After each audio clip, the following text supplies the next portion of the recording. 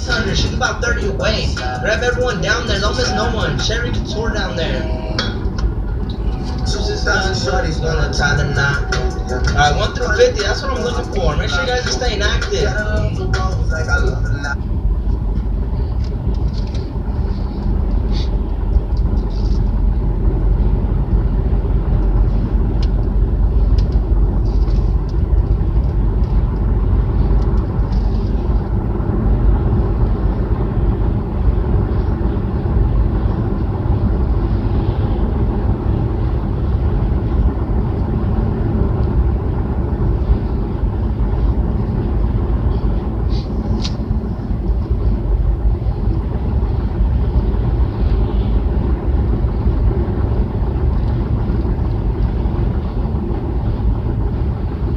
Anyways, I've been meaning to do a review of Enterprise Rent-A-Car for a little while.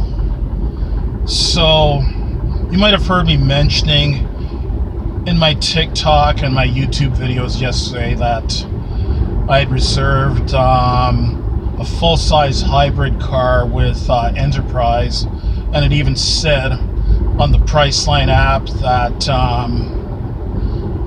I'd be getting a Ford Fusion or hybrid or something similar. Well, I went into Enterprise this morning and they didn't have any hybrids available. So he said to me, for the price that I paid, he could give me he said a Volkswagen Golf GTI. I've driven the Volkswagen Golf before. I wasn't particularly crazy about it. Or my second choice was a 2020 BMW 330i. And unfortunately, I wasn't able to get it for the same price I booked for. I booked a 2-day rental for $73. That's including tax and fees and everything for 2 days. So about a little on, like about $36.50, $37 a day, unlimited kilometers. So I said to him, can he do a BMW for the same price? And he said no, definitely not. That a BMW normally rent those for $100 a day. So I asked him what's the lowest he can go. He said 75, and I said, can you go any lower than 75 a day? And he said he can go down to 70, so I decided, okay, what the hell, rent myself a BMW.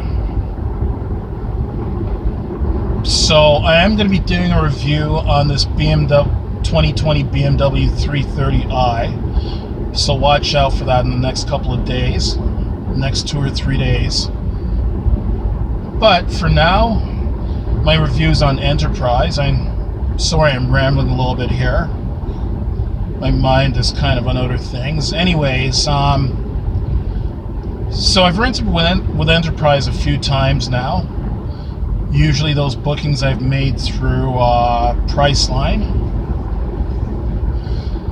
And so far I'm pretty satisfied with Enterprise. I'd say out of all the car rental companies I've dealt with, Enterprise seems to put the most emphasis on customer service. They're always very friendly, very professional and everything. Like, I've gone there to rent a few times, and a few times they've even given me a short tutorial on the various car I'm going to drive. Like, these are the controls, this is what this does, so and so. And the guy that rented me this BMW this morning offered to do a little tutorial on the BMW, and I said, no, I think I'll figure it out. And anything that's too complicated, I'll just Google it, or look and check the owner's manual for it. So, yeah, they're quite professional in terms of their customer service. Sometimes they'll even ask you to do a survey afterwards, rating the service you got from them.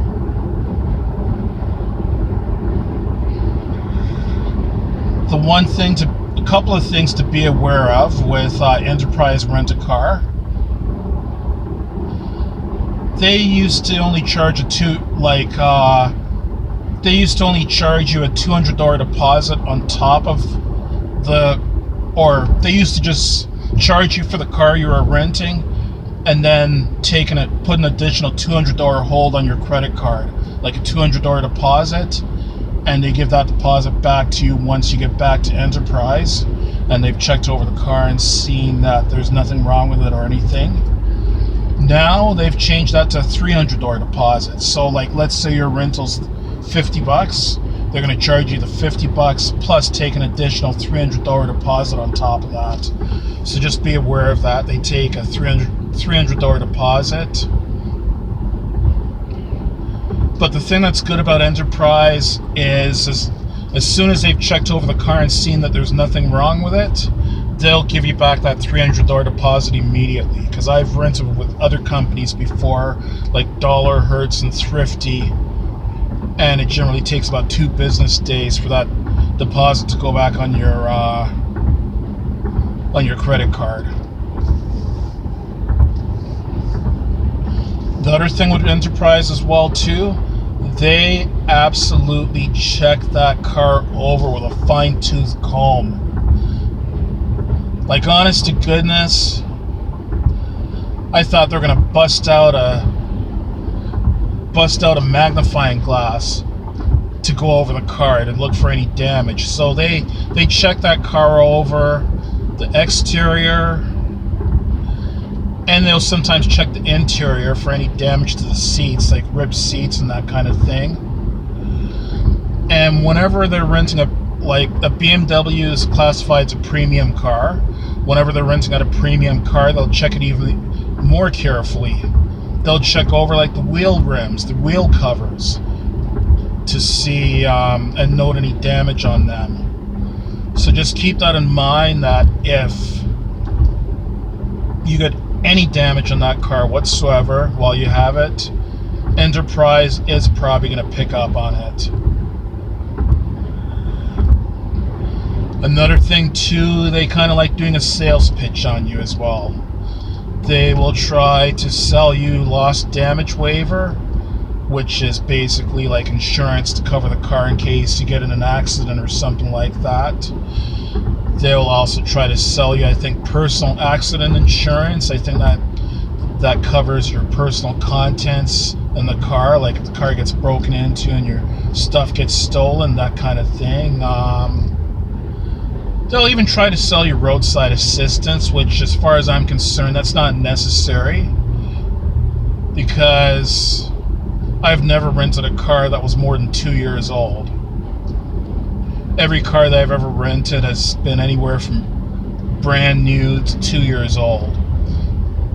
So the chances of like a brand new, a 1-year-old or a 2-year-old car breaking down on you is extremely slim. I know it can happen, but the chances of that are extremely slim though.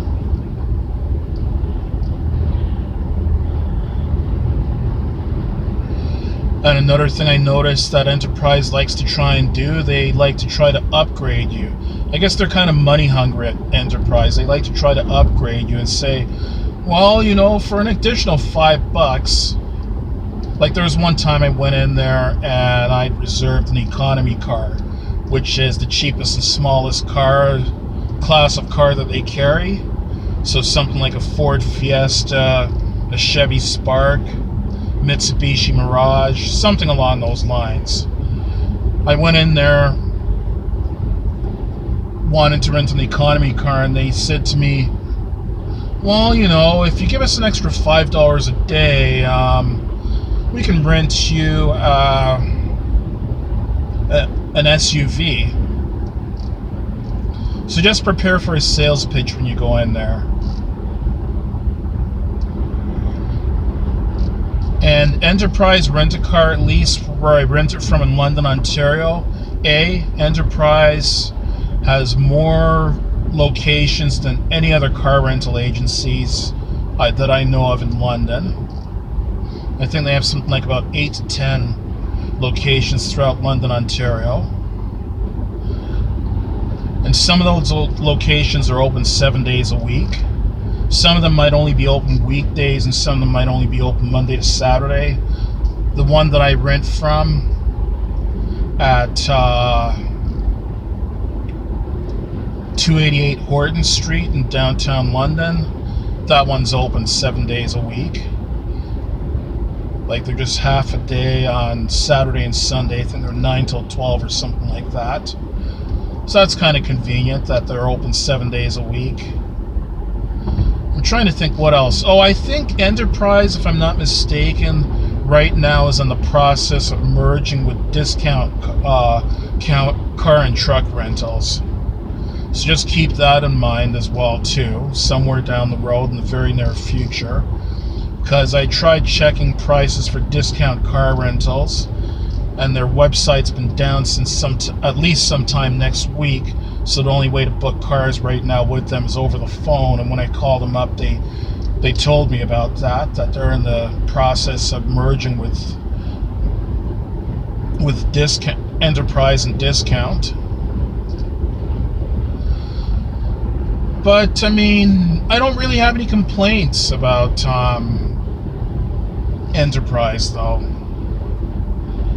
And I mean, if I do have any complaints or have any problems with them, then you better believe I will tell you about them. But so far so good. So yeah, I would recommend going to rent with Enterprise. I guess on a scale of 1 to 10, I would rate them 8 out of 10. I'll be honest, I don't have a lot of love for car rental agencies in general, because a lot of car rental agencies I find are very crooked. They'll try to ding you for every little thing. That's another thing too. If you go to rent a car, if you've never rented a car before, I would, you're not required, it's not mandatory to have insurance or loss damage waiver on that rental car, but I would strongly recommend either getting loss damage waiver or getting some kind of insurance coverage on that car. Because if anything goes wrong with that car at all, if you're and you don't have that loss damage waiver or insurance coverage on the rental car, then they're going to ding you for anything that happens to that rental car, and basically you're going to be on the hook for that damage. They don't care if you were sitting stopped at a red light and got hit from behind by a drunk driver. They don't care if you have the car parked at Walmart or a supermarket, and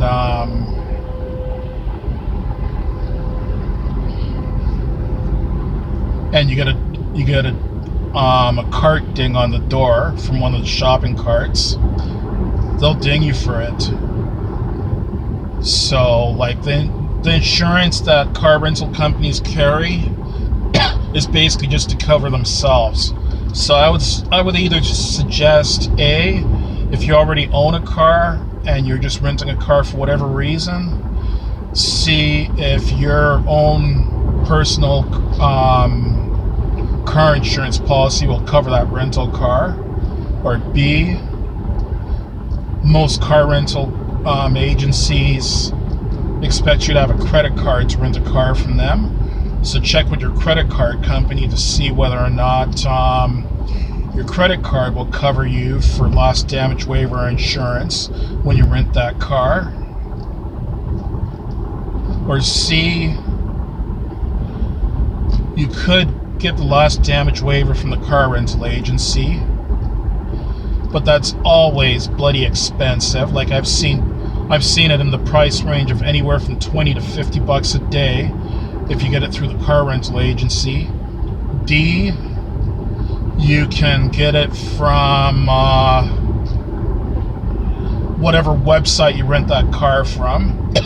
So if you're renting that car through, say, Priceline or Hotwire, for example, they'll offer you insurance or loss damage waiver. I can't remember what they call it on there, but they will offer you coverage on that car at sometimes a cheaper price than you can get it on the at the car rental agency for. Another option to consider for car rental insurance is purchasing car rental insurance from a third-party company online. Like the company that I usually purchase my car rental insurance from is this place called rentalcover.com. And I've used them several times. I would imagine, depending on which country you're in, which particular jurisdiction you're in, and your age and that kind of thing, can make a difference to what type of rate you're going to get charged. Personally, for me, I usually get charged $12.75 a day for insurance from rentalcover.com. But right now they have a special promotion where if you book it through one of their special sites and you decide to support a charity while you're booking it through them, they will basically give you a 20% discount off their normal rate, and B, they'll even make a donation to that charity for doing business with them. So I managed to get my rentalcover.com insurance for $12 a day. That covers me up to $50,000. So that covers me any kind of car expenses for up to $50,000. Whether it be an accident, fire, vandalism, whatever. We'll cover the windshield, cover the tires, cover every component of the car, up to $50,000. And that's with a zero deductible, by the way. Now, the one thing to keep in mind, if you decide to get your insurance from rentalcover.com, is they'll charge you per calendar day. Whereas if you decide to go with loss damage waiver from a car rental agency, all the car rental agencies that I've purchased loss damage waiver from so far anyways will generally charge you per 24-hour block for their loss damage waiver insurance coverage. So anyways, thanks for sticking with me through this video. I know I was rambling a lot and throwing a bit of irrelevant information in there, but